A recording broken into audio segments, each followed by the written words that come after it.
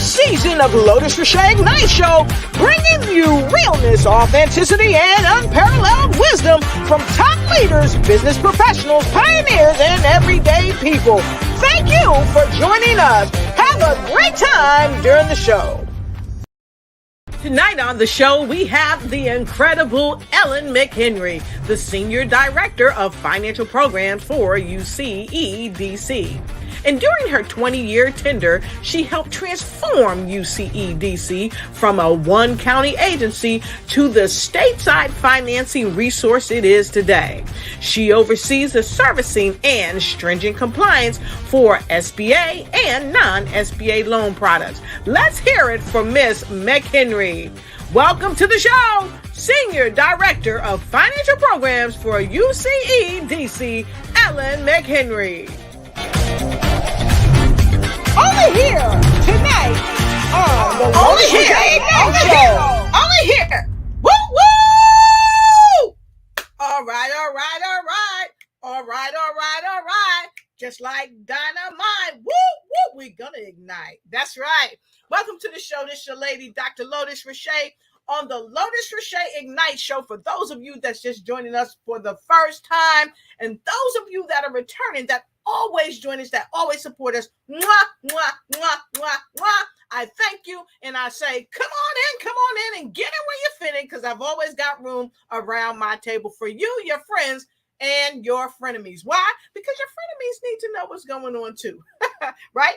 So, listen, last night, got to go back to last night. We had a fabulous show with none other than Mr. Dreadhead himself, Chicago's own Dreadhead Cowboy. We had a fabulous talk talking about how he is changing the game with one horse at a time. He rides in on town on his horse, and he helps kids get acquainted with horses and learn how to love them and touch them, because it's been proven. It's a statistical fact, right? Statistical fact, right? I had to say that again. Can you say that? Statistical fact. It's a statistical fact, right? That being close and loving on animals and them loving you back, it's a huge stress relief. It really relieves us when it comes to disease in the body. It gives us peace of mind, and it helps us to do better as we relate to animals and people. So, to the amazing Chicago's own Mr. Dreadhead yourself, we appreciate you and we love you and thank you. So look, tonight as we get started, I want you to come on in, and please, those of you that saw me for the pre-show, I was talking about Miss Ellen McHenry. Thank you for joining me. I saw you guys streaming in from all over the world. So thank you for joining me. I appreciate you. And I'm happy you're here tonight. So with that being said, I want to talk to you a little bit about finance. It is unequivocal that finance sometimes is one of the greatest pains that we ever face. I have a master's degree in business, right? I've got a master's degree in business, an MBA. But what the MBA didn't teach me is certain things about finance out here in the real world.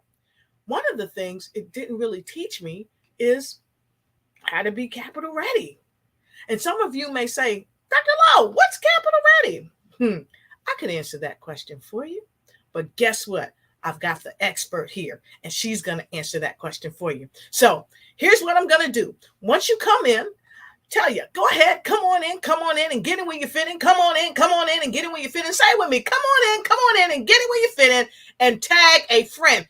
Tag a friend. Tell us where you're coming in from, and even tag your friends and tell us who you're tagging, okay? And share this broadcast in the widest spread of the groups that you are a part of. The reason being is because in every group, in every friendship, there's somebody that needs to know something about personal finance, about business finance, about how to be capital ready. And tonight, as with all my shows, I've got a fantastic guest. She's going to explode on the scene, and I'm expecting her to do, yes, a mouse drop, pow, yes, and a mic drop, but I won't drop my mic because it costs quite a pretty penny. So, but she might have to tell me financially how to get that mic, right? Right. So with that being said, come on in, give us some love, throw some L's in the comments, and definitely, she doesn't know this, but throw some E's in the comments. Since her name starts with Ellen, we want some E's in the comment. We want to give her some love. So as we get started, let me tell you a little bit about my guest. She was born in Brooklyn. She was raised in Long Island. And now, guess what? She's a Jersey girl, just like me. So she's living in New Jersey. Her name is Ellen McHenry, and she's the Senior Director of Financial Programs for UCEDC. And you might say, Lotus, what does all that mean? I'm going to let Ellen tell you. And the way that I'm going to let Ellen tell you is because I'm going to go backstage. I'm going to go backstage and get her. So come in, get in where you fit in, and be ready to ignite and take flight in this area of your life as I bring to you my friend, Ellen McHenry. I'm going backstage to get her. Be right back. Tonight on the show, we have the incredible Ellen McHenry, the Senior Director of Financial Programs for UCEDC. And during her 20-year tenure, she helped transform UCEDC from a one-county agency to the stateside financing resource it is today. She oversees the servicing and stringent compliance for SBA and non-SBA loan products. Let's hear it from Miss McHenry. Welcome to the show, Senior Director of Financial Programs for UCEDC, Ellen McHenry. Over here tonight on the Lotus Riché Ignite Show.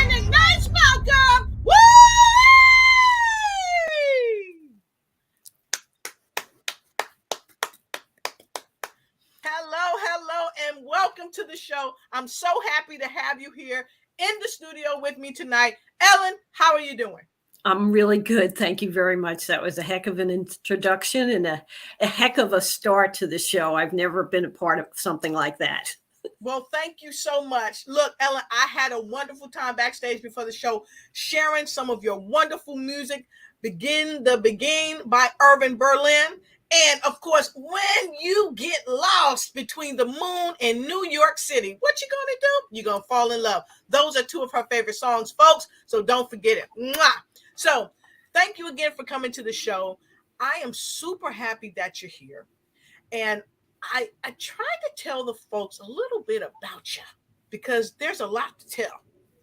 But there's so much time. I don't know if we have enough time. But tell us a little bit more about who you are and tell us what brought you to the show today, your area of expertise. And then I'm going to put her in the hot seat, folks. I got some questions. Ellen, go ahead. Thank you. Well, you've given my name and title, Ellen McHenry, Senior Director with UCEDC. We are a not-for-profit in New Jersey. We are an economic development group. We help all small businesses and entrepreneurs in New Jersey. I started out in banking in the 80s and went from just retail banking, branch banking, to regional manager. And then when there were a number of bank mergers, they talk about culture change. Well, it really is when you're the acquired or the merging. And I didn't like being acquired, and I had an opportunity to come to this not-for-profit. I always liked helping small businesses. Mm-hmm. I liked helping my customers. And so because UCEDC does training and lending, and not just, they're a non-depository, so that they're a non-bank lender, meaning they don't have deposit accounts. So my forte was always helping the small business owner, the mom and pop entities. And so then I had an opportunity to be a lender for these businesses, not just get goals for deposits and loan goals for a bank. It was a public purpose. It was mission-based lending, helping businesses start up or get to the next level. So I work with UCEDC. I'm in charge of their SBA loan programs. And I guess, Dr. Lotus, I'd like to ask you, how much do you want me to talk about that, or do you want to ask me additional questions?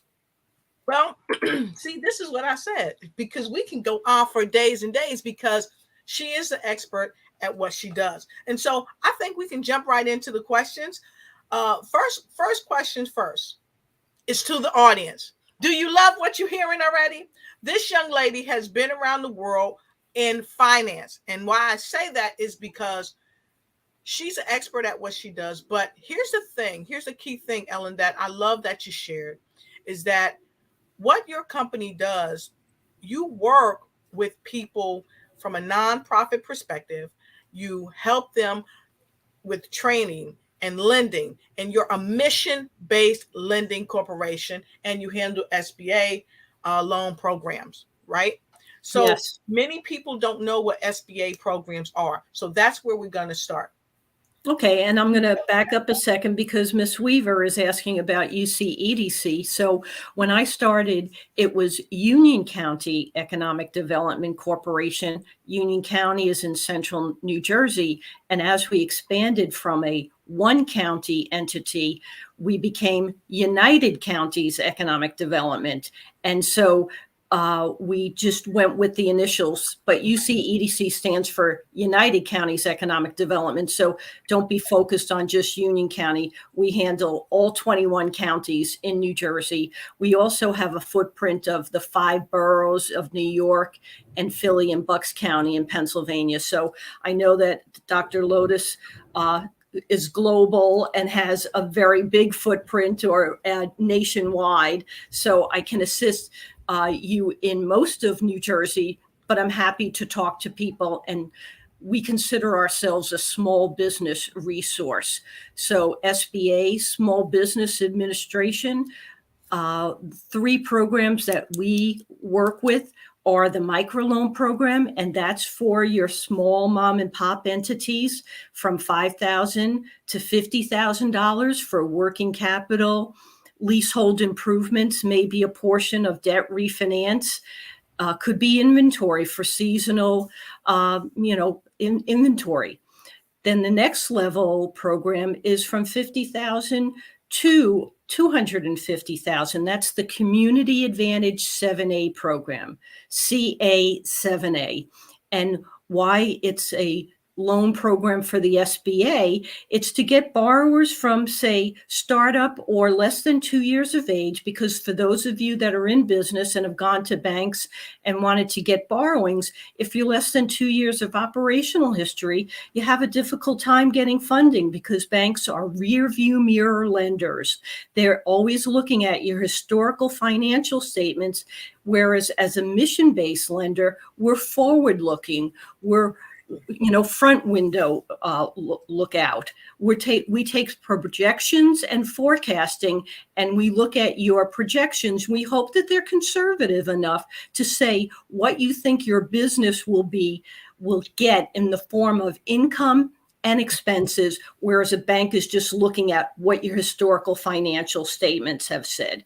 And when it's an SBA program, as a lender, not only do we want the business to succeed, and we're looking at your projections or some of your historical financials, we are going to rely on the SBA guarantee. The SBA guarantee is an inducement for the lender to provide dollars to you. You might not have collateral, you might not have the time in business, but for that SBA guarantee, you may not get the loan. So don't confuse it with a personal guarantee. A number of times you go into the banks and you want a loan, and the lender is going to say, well, I'm going to need you to give your personal guarantee. And you'll say, well, I'm a limited liability company, or I'm a corporation. Why do I have to give my personal guarantee?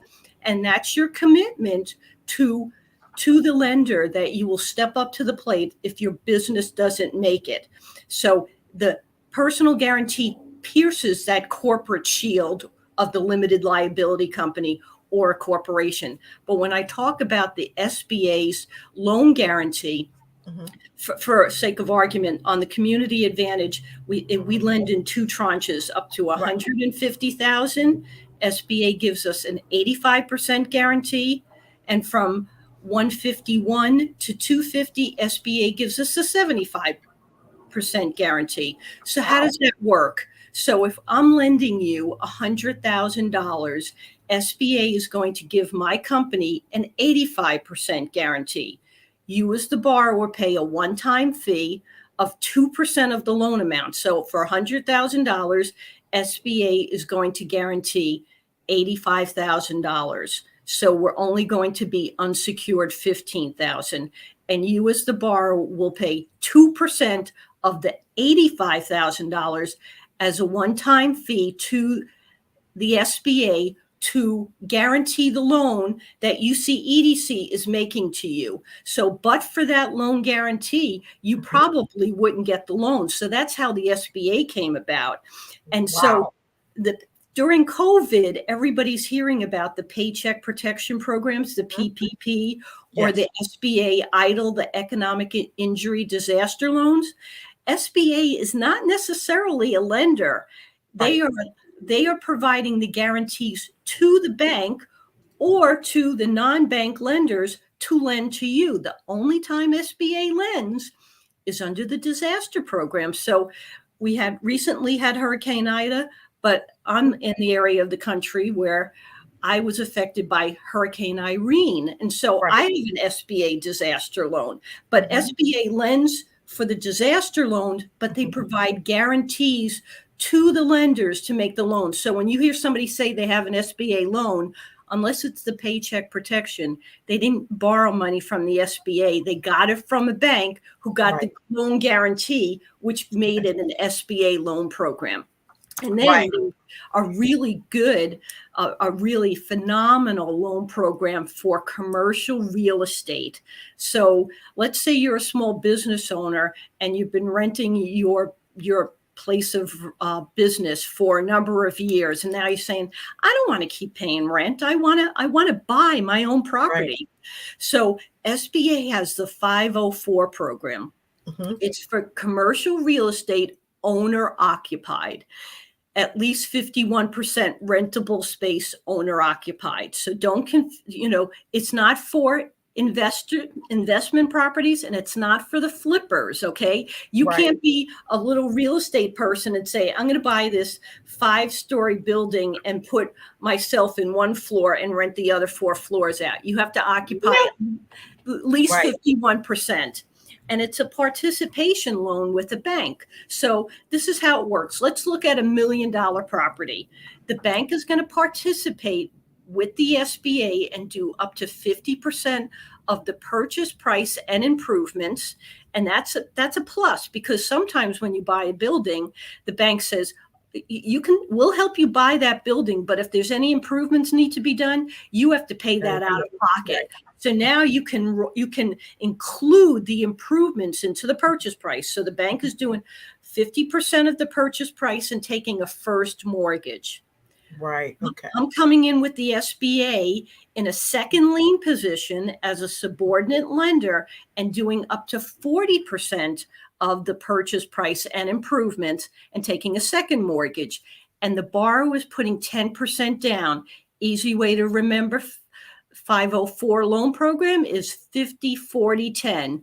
Bank does 50, SBA does 40, and the borrower puts 10% down.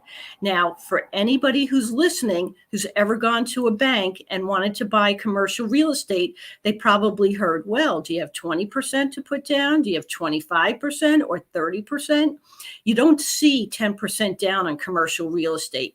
Now, you can't equate commercial real estate programs, terms, and condition with residential, because residential first-time home buyer can get away with 5% down, or they can put 10% down with private mortgage insurance, PMI. But for commercial real estate, the 504 program, 10% down. Now, other benefits of the program is, okay, you're putting 10% down, and it's not a question that you don't have 20 or 30%. You don't want to put that in the building. You want to keep it for your operational cash, your operating expenses. So you're putting 10% down, and it's going to be payable over 25 years. So typical commercial real estate is maybe 15-year repayment or 20-year repayment. So now you're getting 25-year repayment. And SBA's portion is fixed. So let's go back to the 50 and 40. SBA is going to issue the dollars in the form of a debenture. Now, I'm getting a little technical here, but it's not a mortgage. What happens is SBA is taking all of their requests and bundling them up and selling them on the secondary market to investors such as pension funds and foundations, and they are selling them as debentures. So the debenture will be a 25-year repayment and 25-year amortization. And so SBA says when we go to the secondary market and sell that debenture, you're going to have a 25-25. It's going to be fixed for 25 years on the 40% piece. Now, the bank has to match the 25-year amortization as well, but the banks are not fixing their rate for 25 years. So they might do 5-year resets, or they might do what's called a 10-25, meaning it's going to balloon in 10 years. But in order to make the payments easy for cash flow, it's going to be amortized over 25 years. Now, let's come back to the SBA piece again.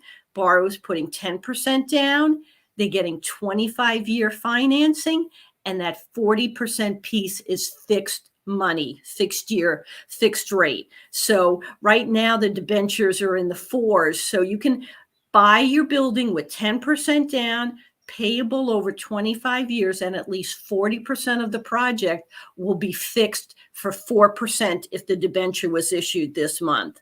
So that's why it's really the best, not the best kept secret. It shouldn't be a kept secret, but it's the best program that the SBA offers. The best program since or before they started offering the Paycheck Protection Program, because for those of you who may have gotten a paycheck protection loan, that's the first time SBA has offered forgivable loans. That's really a very unique idea. So you were given money to keep people on your payroll, to keep your business going.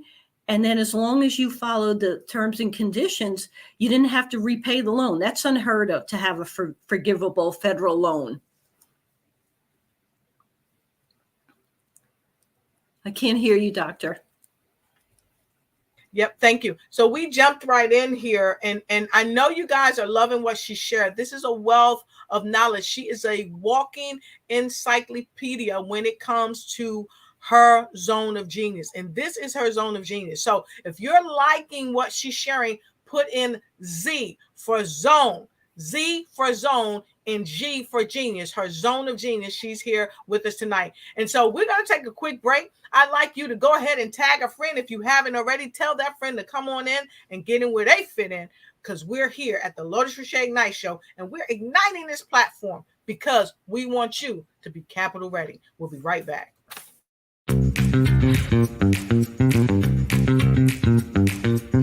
It's time for you to start bossing in social media.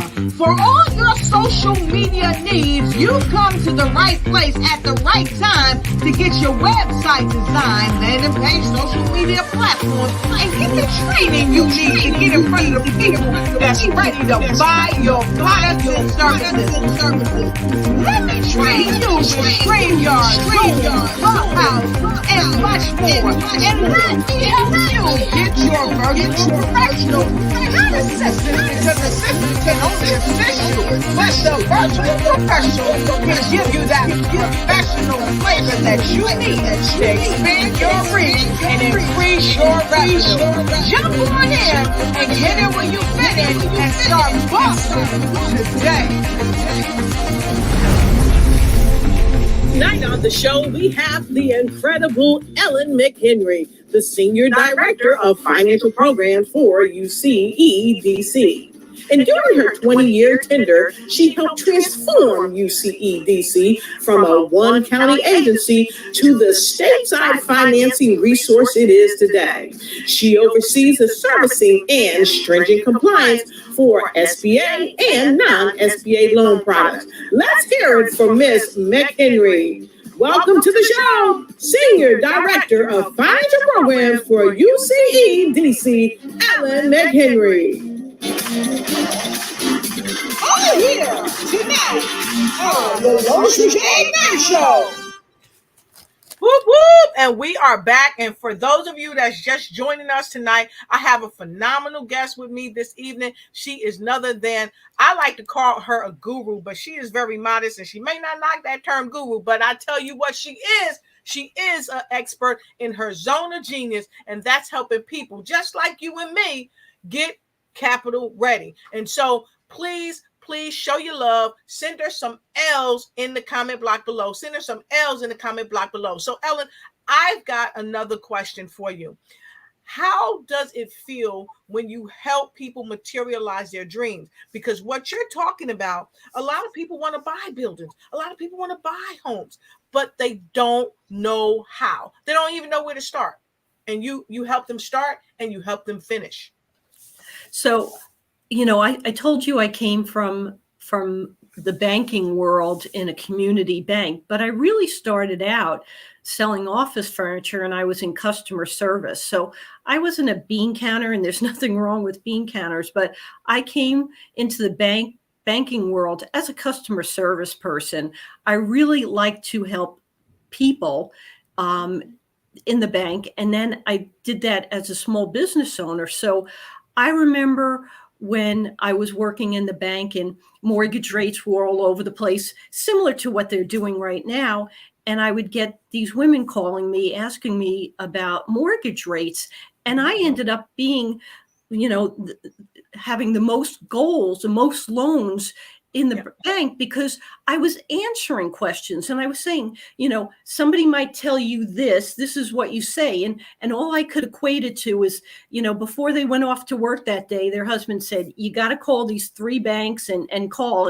And because I didn't make them feel anxious because I had a conversation with them, I got more deals because I just told them what I thought they should ask, what's the right answer, or how they should come back. And I started doing that in my work life here. People would be calling up about the 504 program, or they'd be calling up about our loan programs. And I'd say to them a couple of things. One, maybe I won't be able to lend to you now, but when you're ready, I'm happy to talk to you. I'm happy to answer any of your questions. And if you're talking to any of my competitors or any other banks, I'm happy to answer the questions. This is what they mean when they said X.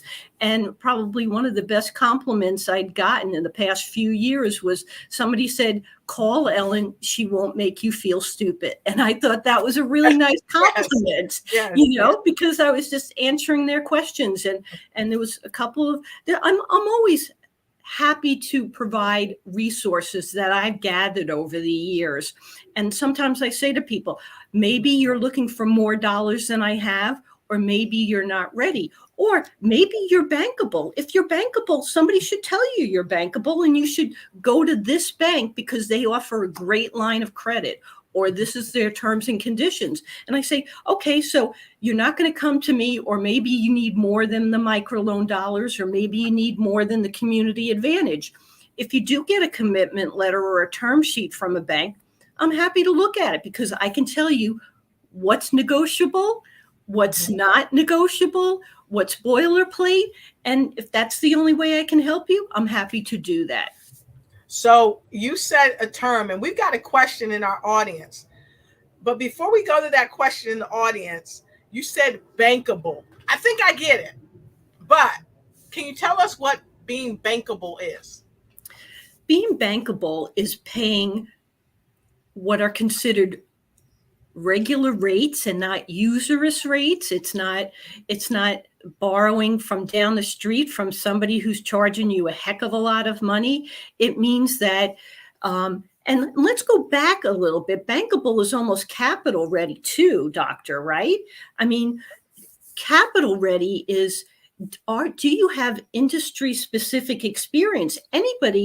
There's so many people who want to start their own business, but if you don't have industry specific experience, if you don't have some of your own money to put into the project, right. if you don't have satisfactory credit history, and if you don't know how much money you need, you're not capital ready. If you're a pure startup, you need a business plan. You're capital ready if you have a written business plan. If you're an existing business, how are you capital ready? Have you filed tax returns?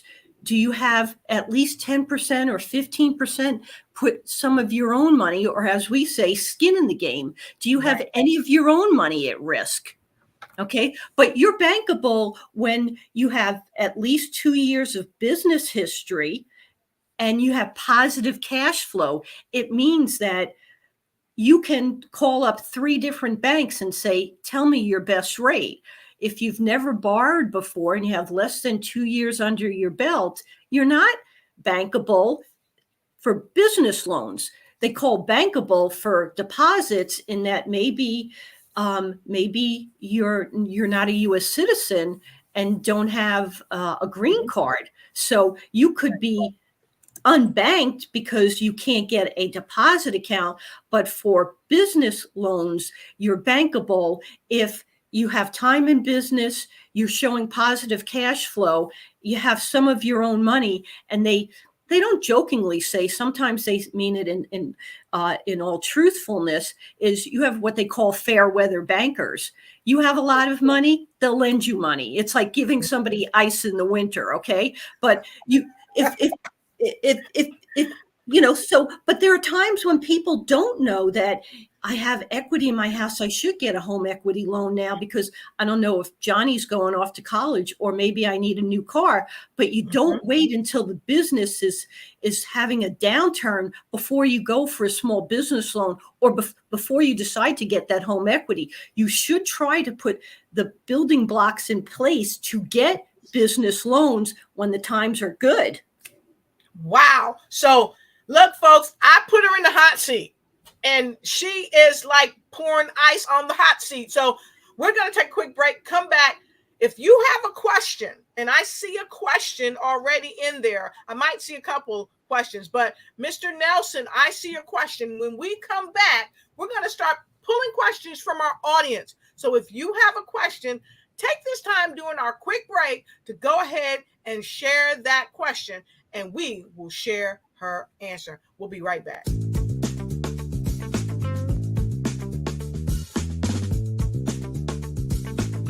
It is without question that the upcoming event called the Weekend of Enlightenment, hosted by the George Floyd Memorial Center, is a must-attend event as we partner to share the amazing wealth of energy, knowledge, and positive vibes across the planet. Hello, my name is Dr. Lotus Riché, the CEO and founder of Lotus Riché Coaching and Consulting, LLC, and the host of the Lotus Riché Ignite Show. I am partnered, and honorably so, with the George Floyd Memorial Center. And we are hosting a phenomenal event starting May 25th. It's an online event that you don't want to miss. And we're going even further on May 27th, where we're hosting the charity golf event in Cary, North Carolina. And to sum it all up, on the 28th, we're having the George Floyd Memorial Center Weekend of Enlightenment Conference. It starts at 11 a.m. to 5:30 p.m. and we hope to see you there. So don't forget to go get your virtual ticket on Eventbrite. Look for the George Floyd Memorial Center Weekend of Enlightenment. I'm Dr. Lotus Riché, and I'll see you there.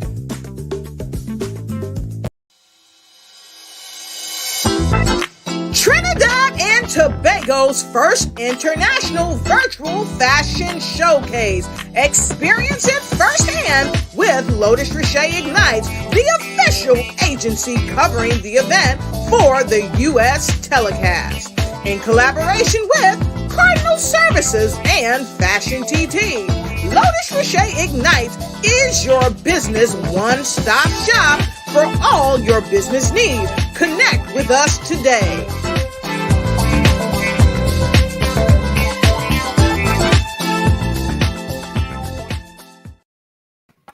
All right, we are back. We're back. Those of you that just joined us, we are back with none other than the amazing expert herself, Miss Ellen McHenry.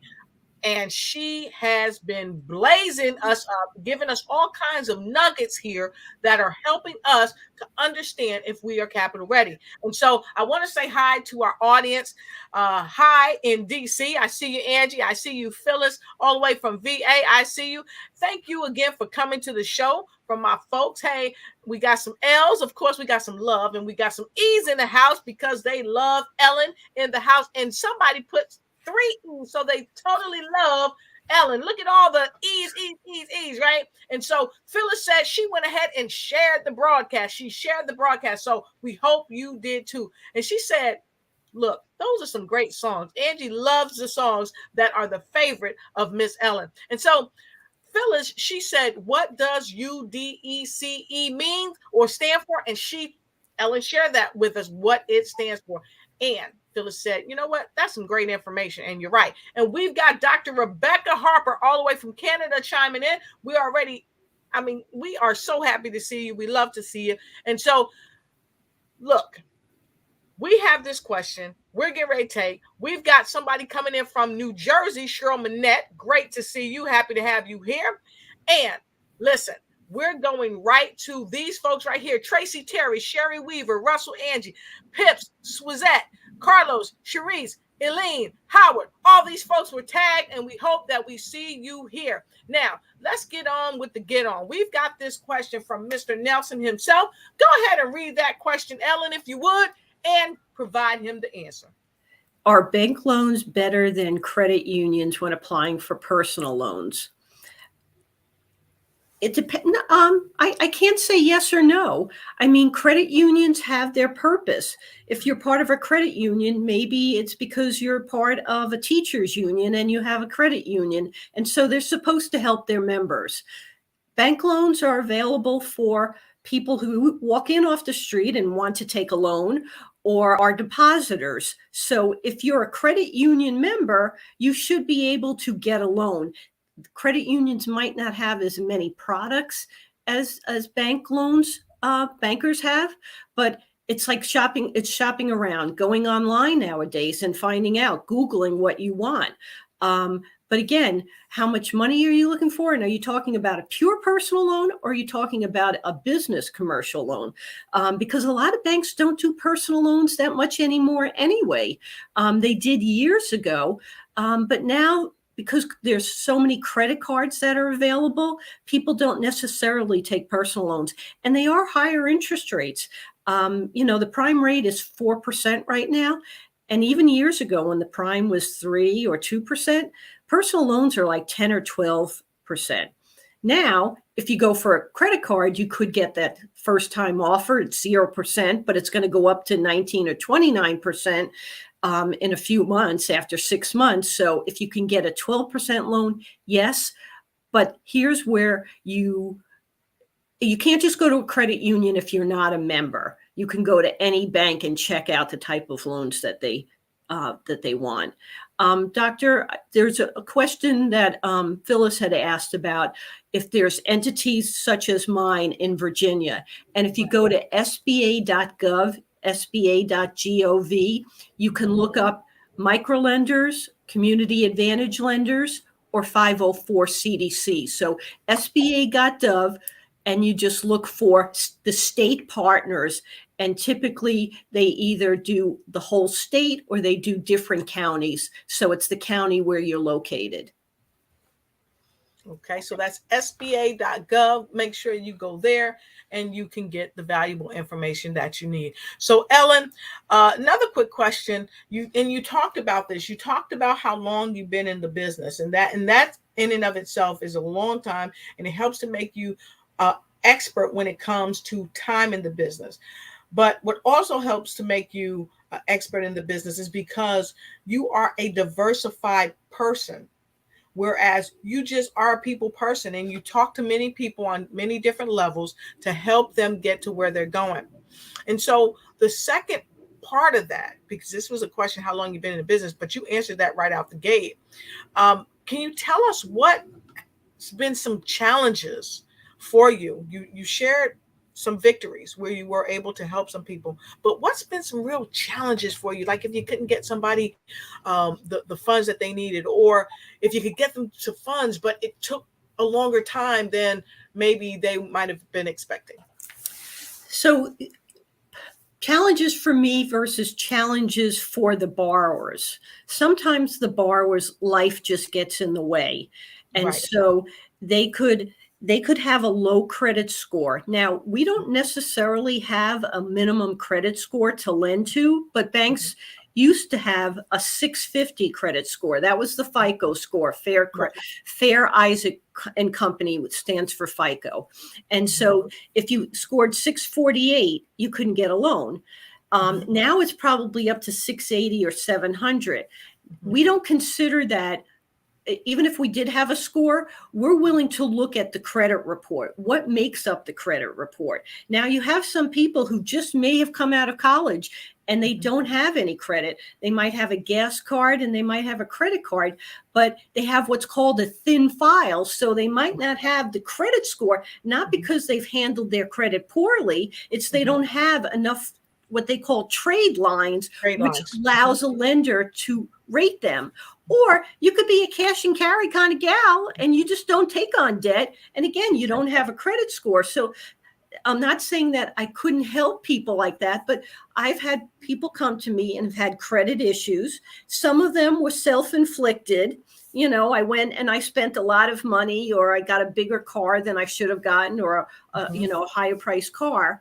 And so they've worked on their credit. I had one gentleman, he had some credit issues. Now, unlike a bank that would say to you, I'm sorry, you didn't have the 650 credit score, you have to fix that or increase your credit score before you come back to us. I have template letters. I have two letters with Experian and Equifax, and I have a form with TransUnion. So those are the three main credit bureaus. And I have helped people, if they have documents to dispute their credit, to send to the credit bureaus. I had a woman who had her own condiments business that she liked to sell in the farmer's market. And because she was below 650, she couldn't get a bank loan. Well, I had the template letters. We filled those out and her score went up. I gave her a loan to buy additional inventory to sell to the different farmers markets. And then she called me back a year or two later and she said, Ellen, my credit score went from like 630 to 670. And she said, I needed a new car. And I called the dealership and I said, I'm coming in today. I'm interested in this car. And they said, well, do you happen to know what your credit score is? Because the better your credit score is, the better interest rate you're going to get. And she said, I am a 670. And she said, I got the best interest rate. So that was a good success story.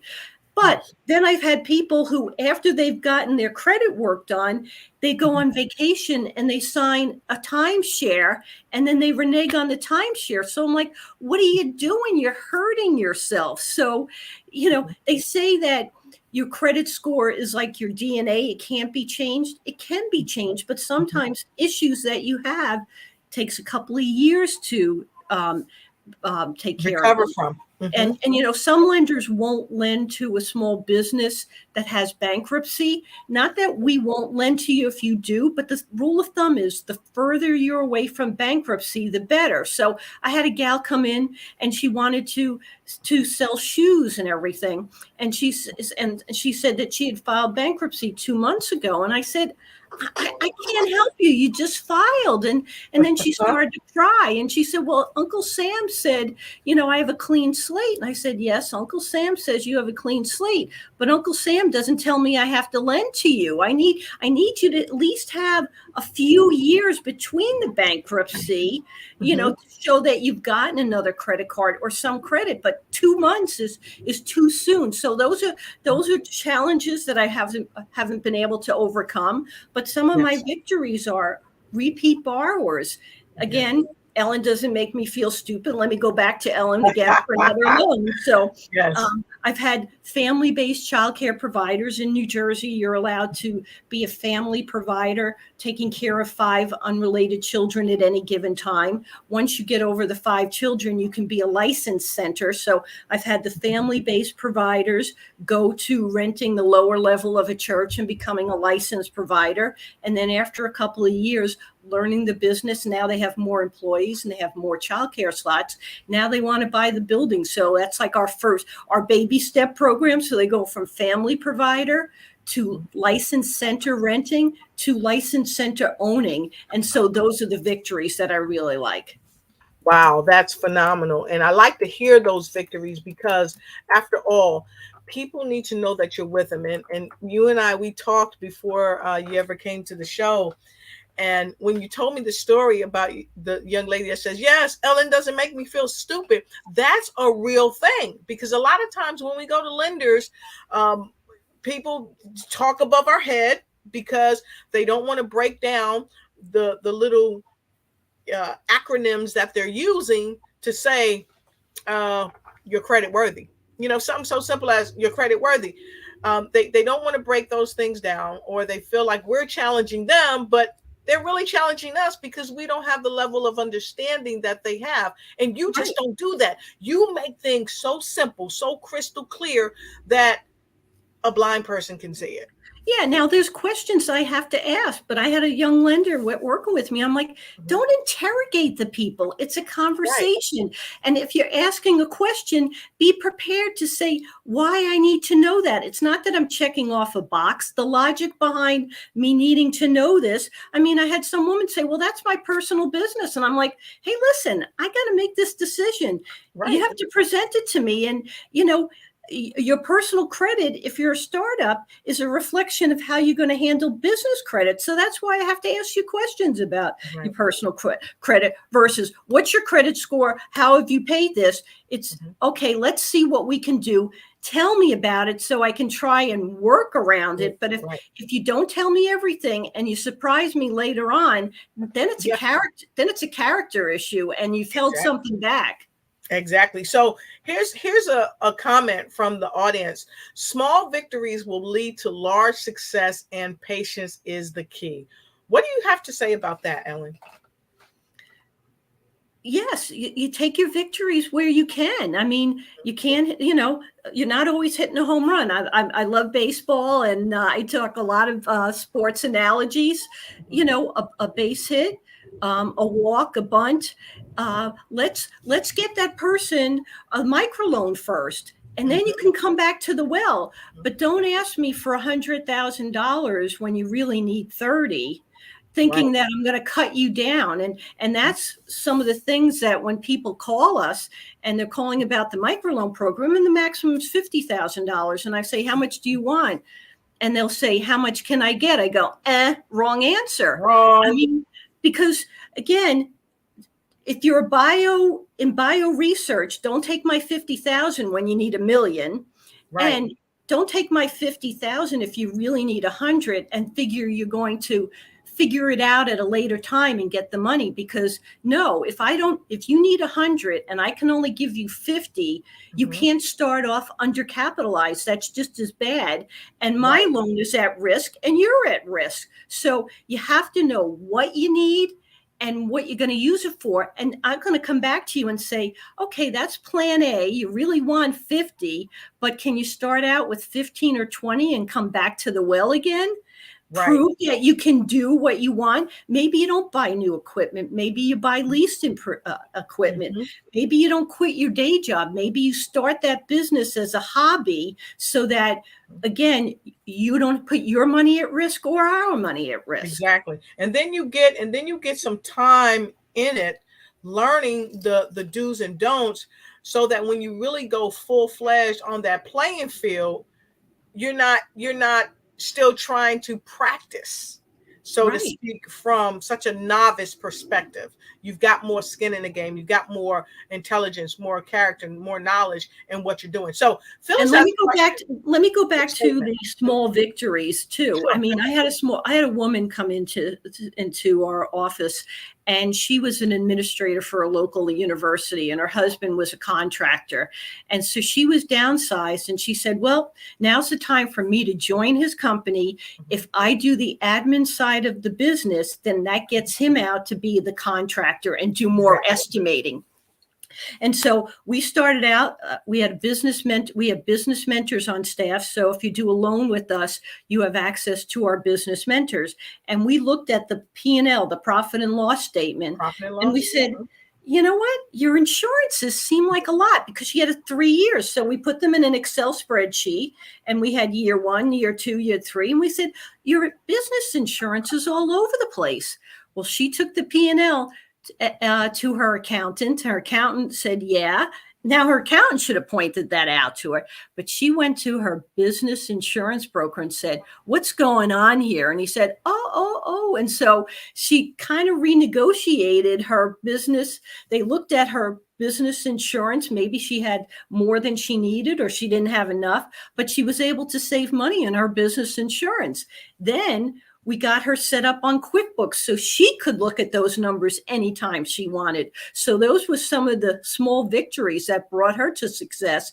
And we're still working with her. And so now her husband has a couple of crews. She got OSHA certification, which is the Occupational Safety Administration. Yep. And because she's OSHA certified. And is a minority woman-owned business, now her and her husband are getting are subcontractors for prime contracts because they have OSHA certification that these businesses might not have. So, we've gone along with her on that. Wow. And that's awesome. And like Angie said, small victories will lead to large successes, and patience is the key. They were patient and they persevered. And so Phyllis had a comment. She said, and you can read it, Ellen. Why don't you take that one? It's important to feel comfortable talking, and that way you won't be nervous or forget the questions. Yes, that's right. Yeah, sometimes you have to keep going. I don't know if that's a question you're asking me, Phyllis. I think it's a statement, but I think basically what she's saying is you got to grab your opportunity, but you got to practice. You got to be ready so that when you do go in front of the lender, you're educated enough so you're not stumbling over yourself, so that you can take the best shot at the opportunity, so you can grab the opportunity in the time of the opportunity. And so, folks, we have had a wonderful time with you so far. We're going to come back and we're going to take a quick break, come back, let Ellen tell you how to reach out to her. That's the key. You got to know how to reach out to her. So we're going to come right back. And so get ready. If you didn't have your paper and pen out, you're going to have to rewind this so you can see it. So we're going to take a quick break and we'll be right back. Tonight on the show, we have the incredible Ellen McHenry, the Senior Director of Financial Programs for UCEDC. And during her 20-year tenure, she helped transform UCEDC from a one-county agency to the stateside financing resource it is today. She oversees the servicing and stringent compliance for SBA and non-SBA loan products. Let's hear it from Ms. McHenry. Welcome to the show. Senior Director of Financial Programs for UCEDC, Ellen McHenry. Over here, tonight, on the Lotus Riché Ignite Show. Ring that bell so you don't miss a thing as you ignite and take flight in every area of your life.